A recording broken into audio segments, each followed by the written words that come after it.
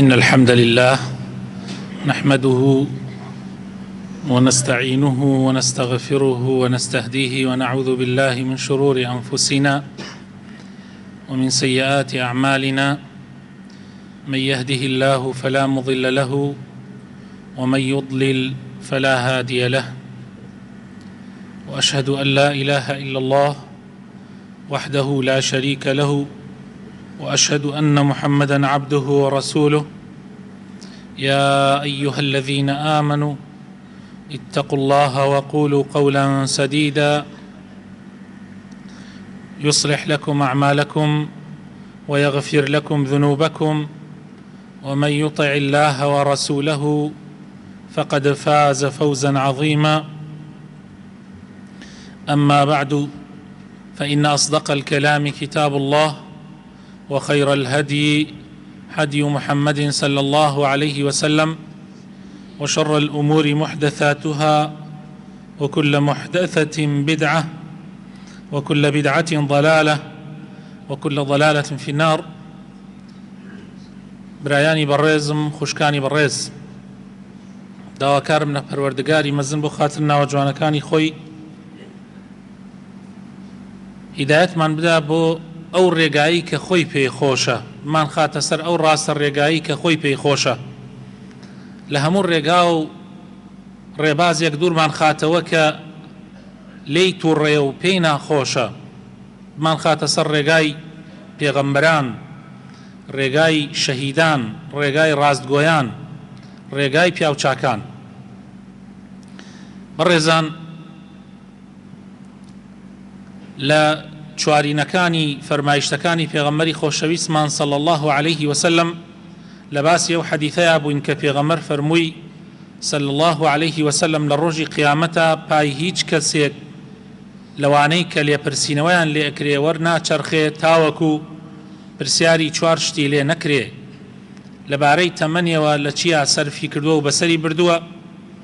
لەبارەی ئەو زانستەی کە فێری بۆ چەنی عەمەلی پێ کردووە، لەبارەی کردەوەکە، لەبارەی ئەو پارە و ماڵەی کە دەستی کەوتووە لەکوێ دەستی کەوتووە و سەرچاوەی داهاتەکەی کوێ بووە، پاشان لە چیا سەرفی کردووە. خاڵی چوارەمی باسی ئەوەمان بۆ ئەکا پێغەمبەرە فەرمێ صلی الله عليه وسلم لێپرسینەوەی لێ ئەکرێ وعن جسمه فيما أبلاه، لەبارەی جەستەتەوە تۆ ئەم جەستە و لاشەی خۆتە لە چیا پیر کردووە، لە چیا ئەندامەکانی لاشەت پیر کردووە و بەسەرت بردووە. طبعا خۆشەویستەکانم، ئینسان لەسەر ئەندام لە ئەندامەکانی لاشەت ئەندام کە ئینسان لاشەی جەستەی لە دەیەها ئەندامی گرنگ پێک هاتووە، هەر ئەندامێکیش بە ملیۆنان خانەی معمەلی تیا ئیشەکە، معمەلی خوایی تیا ئیشەکە. جەستەی ئینسان سەدەها ملیۆن خانە، وەکو چۆن بڵێ ئەی بابەڕێوە، ئەو خانانەش هەر یەکێ خۆی بۆ خۆی معمەلێکە بە ئیزنی خوای پەروەردگار ئیشەکە و بەردەوام گۆڕانکاریشی بەسەرا دێ. هەر ئەندامێک لە ئەندامەکانی لاشەی تۆ لێپرسینەوەی لەسەرە. خوای تەعالا لە قورئانی پیرۆزە سورەتی ئیسراء ئایەتی 36 خوای تەعالا ئەفەرمێ إن السمع والبصر والفؤاد كل أولئك كان عنه مسؤولا. خوای تەعالا لێپرسینەوەت لەگەڵاکە لەگەڵ گوێچکتا چیت پێ بیستووە، لەگەڵ چاوتا چیت پێ بینیوە، لەگەڵ دڵتا چیت تیا خەزم کردووە کە جێی خۆشەویستی و قینە. تۆ لە دڵتا خۆشەویستیت بۆ کێ بووە، قینت لە کێ بووە. خوای تەعالا گەورەترین پرسیاری قیامەت خۆشەویستەکانم لەسەر ئەوەیە کە پرسیارێکی زۆر گرنگیشە کە ئەساسی عەقیدەی ئێمەیە، وەلا و بەڕا، دۆسایەتیت بۆ کێیە، دوژمنایەتیت بۆ کێ، کێت خۆش بوێ لەگەڵ ئەو کەسەیە ئەژی لەگەڵ ئەو کەسەیە ئەبی لە قیامەتە قیمتیش لە کێ بێ لە ئەو دوور ئەبی لە قیامەتە ئەم پرسیارە خۆی بۆ خۆی دانە ئەو پرسیارە بەسە ئەو دانە پرسیارەیە بەسە بۆ ئەوەی تۆ بێیتە خۆتە و مراجعەی خۆت بکەی بزە ئەو دڵتە بۆ کوێ ئەچێ دڵت حەز لە کێیەکە کێی خۆشەوێ حەز لە دۆسایەتی و پشتیوانی و هاوکاریکردنی کێیەکە و هەروەها قیمیشی لە کێیە ئایا خوا و پێغەمبەری خوا و هەموو پێغەمبەران و هەموو سەحابەکان و هەموو پیاوچاکان و هەموو ئیمانداران لە دڵتا خۆشەویستن و پشتیوانیان ئەکەی و هاوکاریان ئەبی و هەروەها قینت لە شەیطان و لە بێدینەکان و لە کافرەکان و لە تاوانی تاوانباران و ئەوانە و تاوانەکانیشیان قینت لێیەتی حەزت لێی نییە ئەنی ئەمە پرسیارێکی زۆر زۆر گرنگە پرسیارێکی زۆر زۆر گرنگە چونکە ئەگەر وابی ئینشاءالله بەختەوەرەبی بەڵام ئەگەر تاوانبارانت خۆش بێ هاوکاری شەیطان بی لەگەڵ بێدینەکانە هەڵسوکەوت بکەی خۆشیانت بێ پشتیوانیان بیت بەدەم بەکردەوەکانت واللهی براینا هیچ ئومێدێکت بەخۆت نەبێ ئایا لێپرسینەوە بەس لەسەر ئەو سێشتەیە کە خوای تەعالا لەم ئاەتە باسێکە بە تەئکید لێپرسینەوە لەسەر هەموو ئەندامەکانی لاشەیە هەر ئەوانە نییە ئەو سیانە خوای تەعالا لە سورەتی یاسینە ئاەتی 65 ئەفەرمێ اليوم نختم على أفواههم وتكلمنا أيديهم وتشهد أرجلهم بما كانوا يكسبون أمرو مورا دينا سر زمانيانا سر دميانا ودسكانيان دينا قصة كردن وبيان شايتيان لسر أدا بويك أنجاميان دا وخوا بنامن بدا لسورة فصيلتها أخوي تعالى آياتي نوزدة تابيسوية كفرمي أخوي تعالى ويوم يحشر أعداء الله ويوم يحشر أعداء الله إلى النار فهم يوزعون حتى إذا ما جاءوها شهد عليهم سمعهم وأبصارهم وجلودهم ليرى بيستيج زيادي كرد بما كانوا يعملون شايتي يعني بيستت شايتي أدا جاء ئەندامەکانی دتر کە هەمویان وە پێست داپۆشراون دێنە جواو وقالوا لجلودهم لما شهدتم علينا ئێوە بۆ شایەتیمان لەسەر ئەدەن خۆتان خەسارەکەن خۆتان بەرلەوە ئەسووتێن قالوا أنطقنا الله الذي أنطق كل شيء ئەو خوایە هاوردمانە زمان کە هەموو شتێکی هێناوەتە زمان ئەمڕۆ وهو خلقكم أول مرة وإليه ترجعون کەوابوو خۆشەویستەکانم پێستت پێت دەست چاوت گوێت عقلت دڵت هەمووی شایەتیت لەسەرەدا بزان لە چیا تۆ بەسەرت بردووە لە چیا بەکارت هێناوە چۆن حەق و مافی ئەو ئەندامانت ئەنجام داوە زۆر گرنگە خۆشەویستەکانم خوای تەعالا کە تۆی خەڵق کردووە داوای لێ کردووی ئیش بکەی تجارت بکەی بازرگانی بکەی بژێی لەسەر زەویە خانوو بینا بکەی مەزرعەت و باغ بکەی ماڵ کۆکەرەوە پارە کۆکەرەوە ئەمانە هیچی کێشە نییە بەڵام کێشەکە ئەوەیە تۆ نیەتت لە ئەم کۆکردنەوە چییە لەگەڵ ئەوەیە کە خوای تەعالا تۆی هێناوەتە سەرزەوی کە ئەڵێت ئەی بەشەر تۆ لەسەر زەویە خەلیفەی جێنشینی بەڵام تەعمیری سەر زەویش بکە تۆ تەعمیری سەر زەویەکەی زەوی ئاوادانەکەیتەوە بەڵام بە چی نیەتێک بە نیەتێک کە دنیا ئەڕازێنیتەوە ئەیکەی بە کێڵگەیە بۆ قیامەت کۆی دنیا و قیامەت بە یەک و ئەبەستی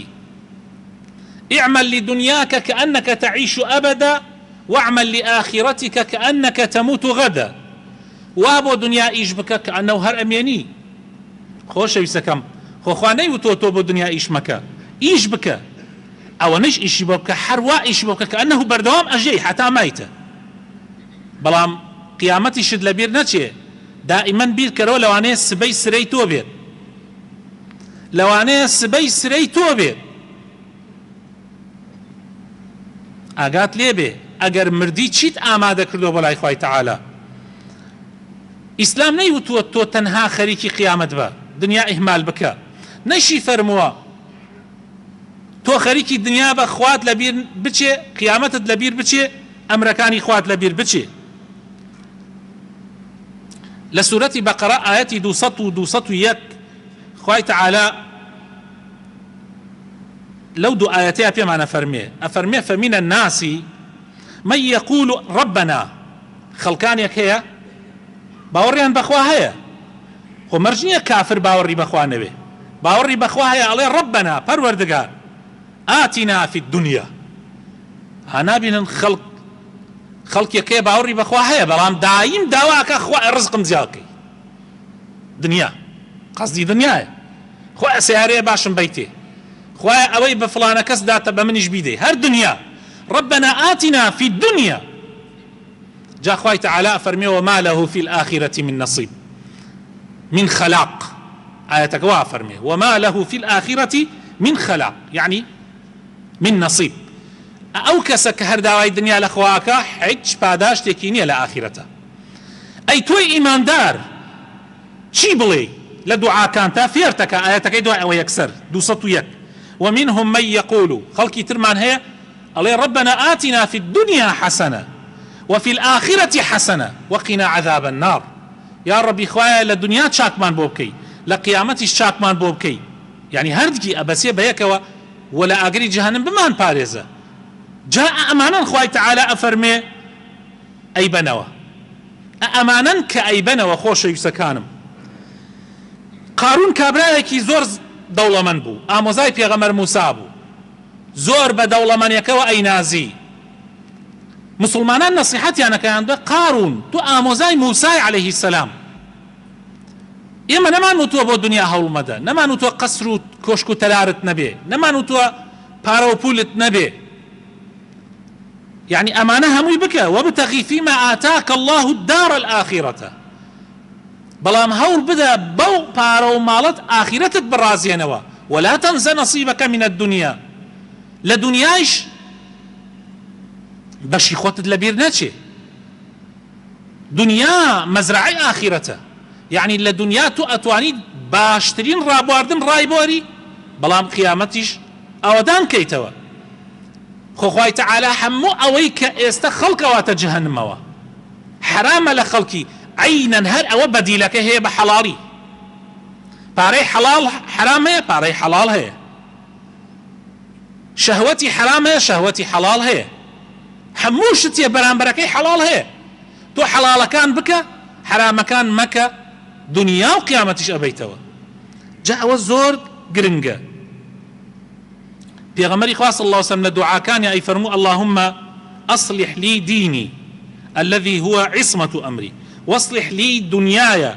التي فيها معاشي واصلح لي آخرتي التي فيها معادي خوايا دنيام بو چاك بك پیغمبر صلى الله عليه وسلم دعاك خوايا دنياي بو آسانك بو چاك بك برسينك روتينك لدنياي جيانك باشي هبه چونك جيغاي امتحانك منو تو دنياي تو كاتي اگر رويت قاعي امتحان حزكي رحلك لسري دانشي رحليكي باجبي حزكي او شندانشي حزكي اگر قاعك قرم بي لكاتي هاوينانا تزور بطاقة بي او 3 ساعات حزكي او 3 ساعات جوكات خوش بوي جواب باش بيتوا دنيا او قاعية حزكي تو خوش بي مجالك باشي بوي باش جواب ديتوا بلام اصلك اوي لدواء او 3 ساعات تو او دعاء سريكي كتبو دواء 3 ساعات بيك بو پاداشتكي كقيامته كوابو خوش يسكانم با ئێمە فریای خۆمان بکەین پێش ئەوەی ڕۆژێ بێتە سەرا مەجای فریاکەوتنی تیا نامێنێ ڕۆژێ دێتە سەرا خۆشەویستەکانم هیچ مەجالێکی تیا نییە ئەو ڕۆژەی کە ئێمە ئەڵێین خوایە بمان گێڕەوە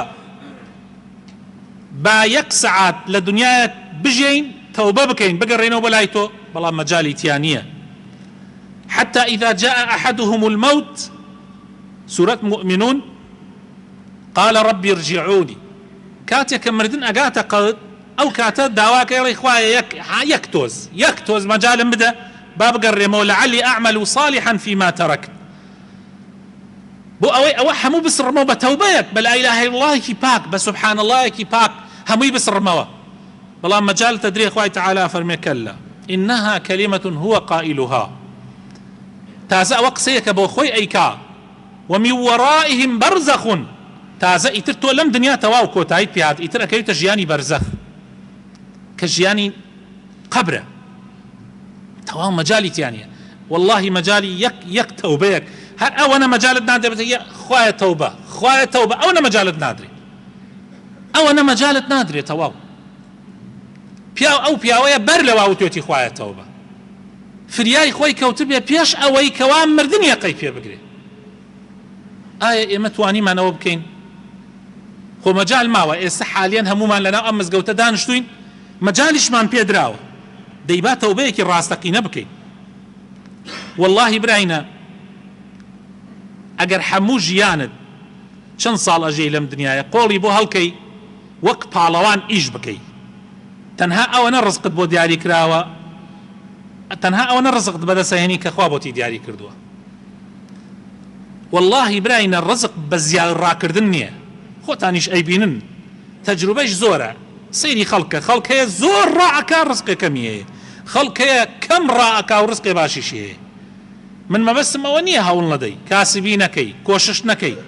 والله چەندێک ئێستا کۆششەکەی من حەزەکەم دوو ئەوەی تریش بیکەی خوایش پێی خۆشە پێغەمبەری خوایش پێی خۆشە صلی الله عليه وسلم بەڵام قیامەتت لەبیر نەچێ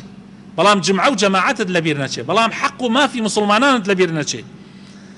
پێغەمبەری خوا صلی الله عليه وسلم فەرمی هەر کەسێ ئاخرەت هەمی بێ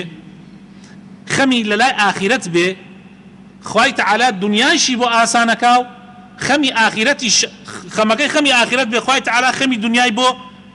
ئەو خەمەی کە ئەبێ بیخوا بۆ دنیا خوا بۆی ئاسانەکە کارەکانی هەموو بۆ جێبەجێ ئەکا کاتێک کە زانێ بە پاکی ڕۆیەتە بەردەمی خوای تعالی بەڵام هەر کەسێ خەمی کۆکردنەوەی دنیای بێ خوای تعالی دائیمەن بەرچاوی تەنگەکات دائیمەن هەستەکە فەقیرە سبحان الله و دنیایشی هەر ئەوەنە دەسەکەوێت کە خوا بۆی داناوە هەر ئەوەنەی لێ دەسەکەوێت ولم يأته من الدنيا إلا ما قدر له سبحان الله لك وتاي حديثك في غمر وأفرمي صلى الله عليه وسلم أفرمي هر أواني دسك يعني كبوي دياري كراوة كقدري بودان راوة يتربراينا كإما أزانين اشتكان قدرا باز زور هەڵپەی دنیاوامان پێ نەکا قیامەتمان لەبیر بواتەوە لە دنیا هەڵپەی ناوێ جوان بڕۆ ڕزقەکە خۆی دێتە بەردەمت کاتی خۆی ئێمە لە هەشتاکان لە کۆتایی هەشتاکانە سایقی سیارە بووین لە ڕێگای ئەم سمود و کەلارە ئیشمانە کرد من گەنج بووم دڵم لە ئەو پەڕی گەرمیا بوو حەزمە کرد بە ڕۆژێ پارەی ساڵێکم دەستکەوی چەند پیاوێکی بەتەمەنیشمان لەگەڵا بوو یەکێک لەوانە خاڵە حەکیم وا بزانم نەماوە ئێستا خوا عافی بکە ئیشمانە کرد ئەهاتین و ئەچوین ئیتر ڕۆژێ طبعا ئێمە ئەهاتین ئەڕۆین سرەمان ناگرت لە گەراجە ئەگەر بیشمان گردایە بەر لە نوێژبەیانی ئەڕۆیشتن لە گەراج سرەمان نەگرت ڕۆژێ پێم وتم خاڵە حەکیم تۆ ئەمڕۆ حرب طبعا من هەر ئەو کاتش الحەمدولله التزاماتم هەبوو بەدین و نوێژ و شتمان ئەبوو الحەمدولله پرسیارم لێ کرد هەر وەک ڕزق وتم بزانم ئەم پیاوەت کە لەسەر خۆی ئەجوولێتەوە حەج پەلە هینی نییە هەڵپەی نییە وتم خاڵە حەکیم تۆ چنیەکت دەرکردووە ئەمڕۆ مەبەستەکەم تەماحی ڕزقەکەت نییە بەس حەز ئەکەم بەس بزانم وتی وەڵام من 15 دینارم دەرکردووە ئەیوتم وەڵڵاهی ئێمە جارێکان دەمان دەرکردە ئەوە ئێوارەشە و هەڵپە دنیاشمان کردێ تۆش لەسەر خۆت بەس پێم بڵێ تۆ چۆن 15 دەرکرد بۆ ئێمە دەمان دەرکردە تی وەڵڵاهی کوڕم نازانم بڵێم چی بەس ئەوەنە ئەزانم ڕزق بە هەڵپ نییە جاوایە برا خۆشەویستەکانم خوشکە بە ڕێزەکانم یعنی ئینسان ئەبێ بزانێ دنیا بە هەڵپەکردنی زیاد نییە زیاد لە حەد ومن يتق الله هەر کەسێ لە خوا بترسێ و سنوورەکانی خوا بپارێزێ يجعل له مخرجا دەروی بۆ ئەکاتەوە لە هەموو تەنگانەیەکە ويرزقه من حيث لا يحتسب والله ڕزقی لە شوێنێکەوە بۆ ئەنێرێ کە قەت بیری لێ نەکردوێتەوە جا بە ئاگامان لە خۆمان بێ خۆشەویستەکانم و هەوڵ نەدەین هەڵپەکەوەمان پێ بکە قیامەتمان لەبیر بواتەوە دەست بۆ حرام و هەموو شتێک ببین بەس لەبەر ئەوەی دەوڵەمەند ببین ئیمامی شافعی ڕەحمەتی خوای لێبێ ئەڵێ لە خزمەتی ئیمامی مالیکا دانیشت بووم علم مەخوێنە زانست مەخوێنە زانی من تۆزێ وریام و ئەمانە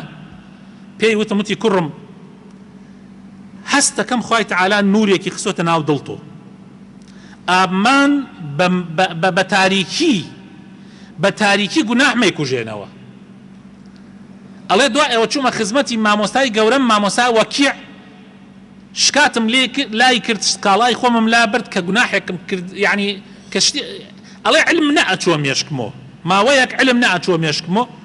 یعنی ئیمامی شافعی خۆشەویستەکانم کاتێک کە علمی خوێنە ئەمەندە مەسەن خوای تەعالا بەسیرەتی پێدا بوو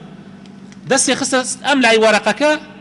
بۆ ئەوەی تێکەڵ نەبێ لە کات لەبەرکردنە یعنی یەک جار ئەو وەرەقەی ئەیخوێندەوە لەبەرێ کرد ئەمە هینێکی خوایە فەزڵی خوای پەروەردگارە ئەیدا بە یەکێ لە عەبدەکانی بە هەموو کەس نایدا ئەڵێ ماوەی ئەوان پێات و هەرچی مەکرد 10 جارم خوێناوە لەبەرم ناکرد زۆر بێتاقەت بووم چوومە خزمەتی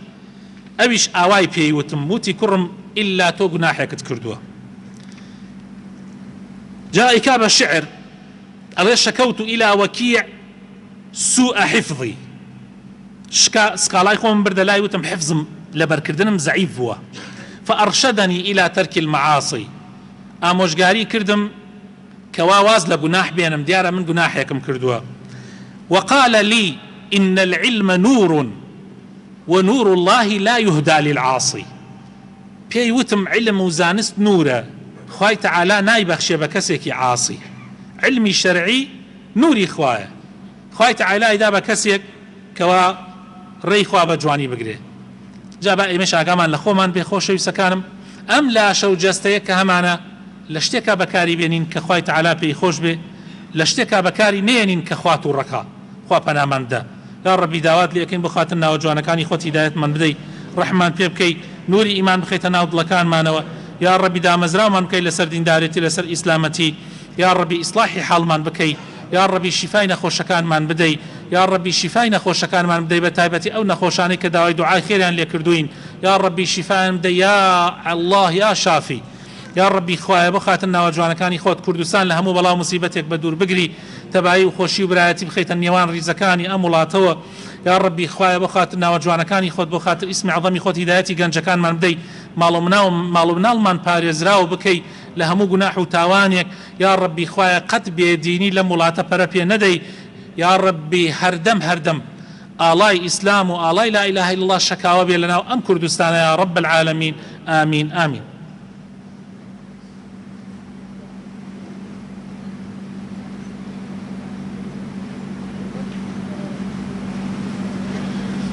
آمين آمين الحمد لله رب العالمين والصلاة والسلام على سيدنا محمد وعلى آله وصحابته أجمعين يا أيها الذين آمنوا اتقوا الله ولتنظر نفس ما قدمت لغد واتقوا الله إن الله خبير بما تعملون خۆشەویستەکانم هەفتەی پێشوو ئەو ڕووداوە دڵتەزێنە ڕوویدا لە ماڵی کاک دەرەش ئەحمەد بەڕاستی هەمومان زۆر پێمان ناخۆش بوو زۆر کاریگەری کرد سەر دڵمان داواکارم لە خوای پەروەردگار بۆ خاتر ناوە جوانەکانی خۆی ڕەحمیان پێ بکە ئەوانەی کە وەفاتیان کردووە خوای تەعالا یا ڕەبی بە بەهەشت شادیان کە و ئەوانەشی کە زامارن یا ڕەبی خوایە شیفایان بدەی یا ئەڵڵاه سەبووری دڵی کە سوکاریان بدەی هەمومان ئەهلی مزگەوت هەمومان غەبار بووین هەمومان دڵتەنگ بووین بەڕاستی شەریکی خەمیان بووین بەڵام ئەمە قەدەری خوایە و خوای تەعالا ئەجەلەکانی لەم دنیاە دیاری کردووە بەڕاستی خۆشەویستەکانم دڵنیابن ئاجال و ئەرزاق هەمووی دیاری کراوە هەر لەبەرەوەی خوای تەعالا لە قورئانی پیرۆزە بە ئیمانداران بە ئێمەی ئیماندار ئەفەرمێ وَلَنَبْلُوَنَّكُمْ بشيء من الخوف والجوع ونقص من الأموال والأنفس والثمرات دڵنیابن لەم دنیاە تاقی ئەکرێنەوە بە دۆست مردن بە لە دەستدانی ماڵ و پارە و سەروەت و سامان بە کەمی ڕزق و ڕۆزی ئیمتیحان ئەکرێن ماوەی جارێک خوای تەعالا تاقیتان ئەکاتەوە وبەشری الصابرین و مژدە بەو کەسانە بە ئەی پێغەمبەری خوا صلی الله عليه وسلم کە لەبەر خاتری خوا سەبرەکەن خۆ ئەگەر سەبر نەگری والله تەنها حەسرەتت بۆ مێنێتەوە بەڵام ئەگەر سەبر بگری ئەجر و پاداشتەکەت زۆر گەورەیە کە خوای تەعالا دیاری ئەکا ئەفەرمێ وبەشر الصابرین الذین إذا أصابتهم مصيبة كاتك توشي مصيبة أبن قالوا إنا لله وإنا إليه راجعون ألين يا ربي خوايا خو من خوشم بخواهي توم خو ملكي توم ومني شرق الرمو بلايتو اتر مالم سروتم سامانم منالم هموي ملكي تو يا خوايا باوكو براو دايكو همو أمانم ملكي تون هموي بسرا دانا دانا قرينا وبلايتو يا رب العالمين إنا لله يا مخوش من هي خواين وإنا إليه راجعون أما مصيري قشت معنا أبي بقرينا وبلاي خواي تعالى بلام إتر قتاركا هرجاريك يكمان هلا قري هر كسي أم ذكر بخويني بلا إنا لله وإنا إليه راجعون خواي تعالى مجديك زور خوشي في هذا قو بقر أفرمي أولئك أو كسانا عليهم صلوات من ربهم أوانا خواي تعالى خوي صلوات يعني لسرده يكتوزك بير كانوا خوشويسك رسولي خوشوي صلى الله عليه وسلم بوهم قورية بوهم عظمتية تكليف لمنو توي بندي قناح باركة لأمتك الله صلواتهم لسر بدن بووي بلو باي في غمر برز ببيته دي خوا فرمي أوانيك ألين إنا لله وإنا إليه راجعون لكاتي مصيبته خوا صلواتهم لسر خوا خوي أولئك عليهم صلوات للاين كيوا من ربهم باشان ورحمة وخواي تعالى بزي خوي بسر دليانا بسر درونيانا بسر لاشيانا بسر مالو من أوليانا دا أبزيني وأولئك هم المهتدون براستقيني بو خوايك لا بروا أم ذكر بك والله ريقاي هدايات ورقري ريقاي بيغمران ريقاي أو بيغمرانيك لماويك كما خواي تعالى أيوب عليه السلام پاشابو گوري قومكي بو سروت سامانكي زوري هبو مالو منالكي زوري هبو خواي تعالى هر همو إليه سندهو توشي نخوشيكي كرد حتى قومكي دريان كرد بلام يك زريك أمبيا ومزنا أمبيا وقوريخ يك لحظة سارد نبويا ويك لحظة قسيكي نكرد كخواي تعالى لي برنجي حتى لكوتايا آخر كشي كجنكشي لجنكشي تربوجنكشي رويشت هر أولي وتفرمي خوايا من توشي أم مصيبة بوم شرمي كرد بلي خوايا تشاكم كروا باشي كروا فرمي ترتو ربي أني مسني الضر وأنت أرحم الراحمين إتلاي خوت أرحم الراحمين يعني براسي زور قرنقا خوش يسكانم پێغەمبەری خۆشەویستمان صلى الله عليه وسلم فەرمی هەر کەسێ خوای تعالی تاقیب کاتەوە بەوەی خۆشەویستێکی لێ بسێرێتەوە کوڕی جەرگی کچی مناڵی باوکی برای دایکی هەر کەسێکی لێی بسێنێتەوە سەبر بگرێ پێغەمبەری خوا صلى الله عليه وسلم ئەفەرمێ شوێنی ئەو کەسە پاداشتی ئەو کەسە لای خوای تعالی ئیلا بەهەشتە ئیلا بەهەشتە ژنێ کاتە خزمەتی پێغەمبەر صلى الله عليه وسلم مناڵێکی هێنا فەرمووی ئەی پێغەمبەری خوا دوعا بخوێنە سەریا پێشی ئەم سیانم بەدەستی خۆم خستە ناو قەبر یعنی لە کوڕەکانی پێغەمبەر صلى الله عليه وسلم تەماشایەکی کرد و کەنەهو عەجایبی لێهات فەرمووی سیانت بەدەستی خۆت فەرمووی سیانم بەدەستی خۆم پێغەمبەری خوا صلى الله عليه وسلم فەرمووی والله قەڵغانێکن بۆت لە ئاگری جەهەنەم تەواوی تر ئەجرەکەی زۆر گەورەیە مەسائب ئەمڕۆ زۆر بۆ خۆشەویستەکانم هەلەم ساڵانەی پێشوو لە جازان لە سعودیە عایلەیەکی 7 نەفەری بەیەکەوە دەرەچن بۆ سەفرە یعنی عایلەیەکی موسڵمانی ڕێک و پێک بەیەکەوە دەرەچن بۆ سەفرە تووشی حادیسەیەکە بن تەنها باوکەکەیان کە حەرەسە حەرەسی باخەوانە یعنی لە باخچەیەکە تەنها باوکەکەیان بە زامارێکی زۆر و ڕزگارە بێ هەر مناڵەکانی هەر شەشی و ژنەکەی و 5 مناڵی بيك دقارون همويان تياج حادثة بهوي سيارة وحادثة زور بوا عائلة كي تري دوانزة نفري حد لما ونزيكانا بيك جا الرون جير يعني لان دقروز كي ام قوركانا اتر عائلة كهموي سوارة بي تنها يك مناليك لقل شاحنيك قوريا دعمكا تنها يك مناليك يعني بزاماريكي زور رزقاري بي كتشيكي بچوكيان هر همويان يانزة نفر ليك شونا تياج کەسیش نازانێ مەسیری ئێمە شۆنە بێ بەڵام گرنگ ئەوەیە ئێمە سەبرمان هەبێ لە کاتی مەسائیبە گرنگ ئەوەیە ئێمە دینەکەی خۆمان نەدۆڕێنین دەست بگرینە دینەکەی خواوە ئینشاء الله ئەم پیاوە بەڕێزان ئەم ژنان ئەم مناڵانە ئینشاء الله ئەهلی خوا بوون ئەهلی مزگەوت بوون ومێ دەکەم خوای تەعالا لە گوناحیان خۆش ببێ ئینشاء الله لەو پایی گەوریان پێ بدە و سەبر بە کەس و کاریشیان بدە یا ڕەبی خوای ڕەحم بە هەموو لایەکمان بکەی يا ربي خواه هداية من يا رب العالمين إن الله وملائكته